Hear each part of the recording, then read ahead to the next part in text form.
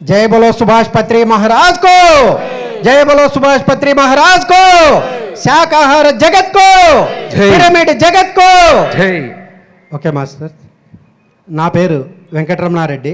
నేను రైల్వేలో office సూపరింటెండెంట్గా work చేసి రిటైర్ అయినాను. ఎప్పుడు రిటైర్ అయిన తర్వాత ధ్యానం చేయాలనుకున్నాను. బట్ బ్రహ్మర్షి ప్రేమనాథ్ సార్ ద్వారా ఎప్పుడో ధ్యానం చేసేది కాదు, కరెక్ట్ కాదండి. అంతవరకు ఎవరు ఉంటారో ఎవరు పోతామో తెలియదు. ఇది మన జీవితాలన్నీ నీటి మీద బుడగల్లాంటివి, ఎప్పుడు ఎవరు పోతామో తెలియదు. కాబట్టి ఇప్పటి నుంచే ధ్యానం చేయండి అన్నాడు. ఆ మాట అన్నాకు నేనేమన్నాను, అవును సార్ సత్యమే, అది సత్యమే కదా, కాబట్టి అది ఆలకించాను. తర్వాత ధ్యానం చేయాలంటే శాకాహారులే కావాలా, మాంసం తినకూడదు అన్నారు. అది సత్యమే. ఆ రెండు సత్యమైనందువల్ల రెండింటినీ అంగీకరించి ఫిబ్రవరి 25వ తారీఖు 2021 నైట్ నుంచి పూర్తి శాకాహారిగా మారిపోయాను. ఆ రోజు నుంచి కంటిన్యూ ధ్యానం చేశాను. నాకున్న షుగర్ పూర్తిగా నార్మల్ చేసుకున్నాను.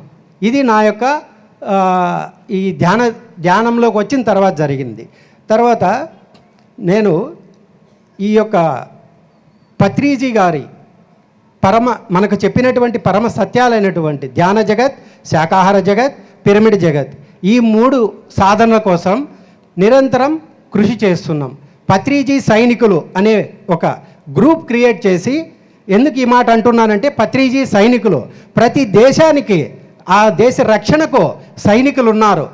నేవీ, ఎయిర్ ఫోర్స్, ఇలా అన్ని రకాల ఆయుధ సంపత్తి అవి ఉన్నాయి. అవి కాదండి దేశాలకు కావాల్సింది. ఏ దేశానికి కూడా ఇవన్నీ అక్కర్లేదు. కావాల్సింది ఎవరు? పత్రిజీ సైనికులు. ఎవరు కావాలి? పత్రిజీ సైనికులు. ఎందుకు కావాలి? ప్రపంచ శాంతి కోసం. దేనికోసం కావాలి? ప్రపంచ శాంతి కోసం కావాలి. అది ఒక ధ్యానం ద్వారానే సాధ్యము, శాకాహారుల ద్వారానే సాధ్యము.